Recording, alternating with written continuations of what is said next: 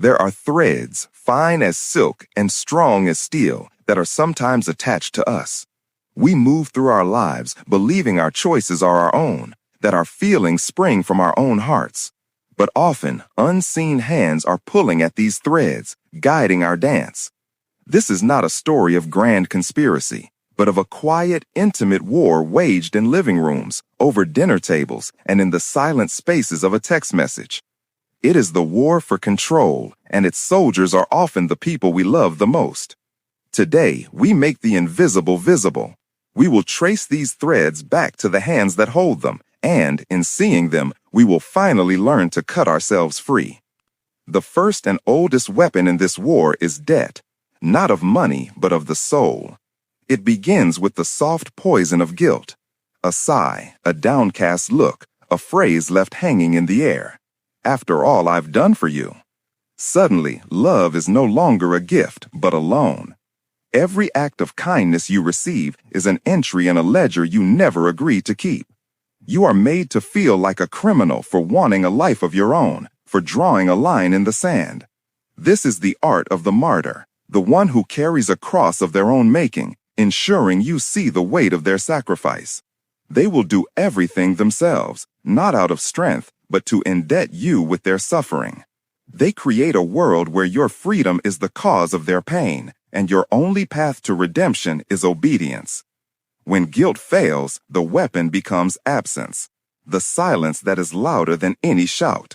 The silent treatment is a cold, empty room they lock you in from the outside.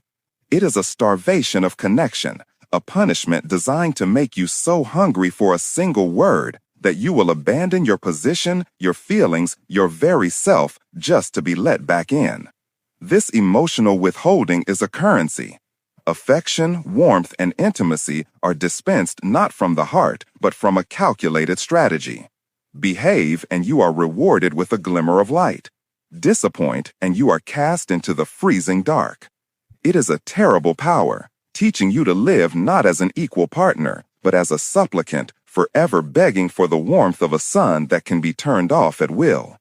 But the most insidious form of control is not the manipulation of your actions, but the colonization of your mind. This is the dark magic of gaslighting. It begins subtly. You're remembering it wrong. You're too sensitive. That never happened. It is a slow, methodical erasure of your reality.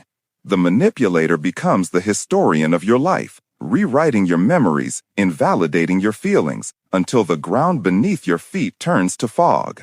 You begin to doubt your own sanity, to distrust the evidence of your own eyes and ears. Once you have surrendered the authority of your own mind, you are truly captive.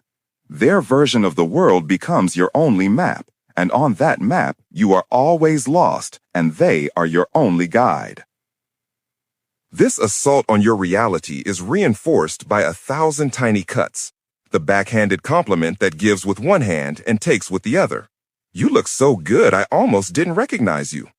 It is praise laced with poison, designed to keep you perpetually off balance, seeking an approval that will never be pure.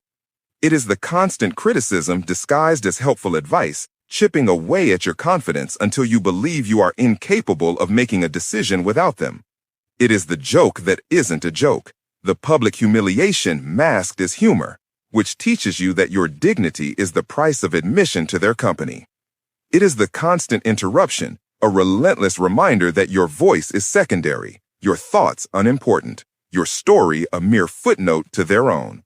And sometimes the cage is not built of iron bars, but of blinding light.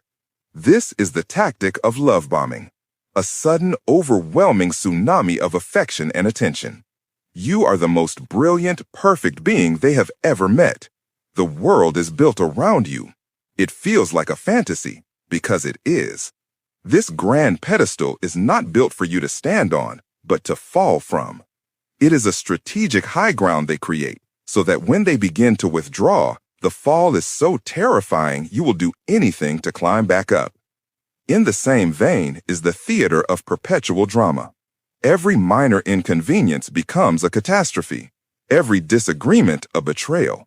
Their life is a constant opera of crisis, and you are conscripted into the cast. You are so busy putting out fires, managing their emotions, and walking on eggshells that you have no energy left to examine the nature of your prison. These behaviors, these threads of control, are often not the work of a calculating villain. They are wounds passed down through generations, survival tactics learned in childhood, the desperate strategies of people who do not know how to connect without controlling. But intent does not neutralize the poison. Whether the hand that pulls the string is malicious or merely wounded, you are the one who is being moved. The moment of liberation does not come from a grand battle, but from a quiet awakening. It is the moment the puppet looks up and, for the first time, sees the strings. You see the guilt not as your failing, but as their strategy. You feel the silence not as your punishment, but as their weakness. You hear the gaslighting not as truth, but as a desperate attempt to rewrite a reality they cannot control. In that moment of seeing, the game is over. Because people can only control you as much as you allow. When you stop playing, the board is cleared. The act of recognition is the first and most powerful act of rebellion.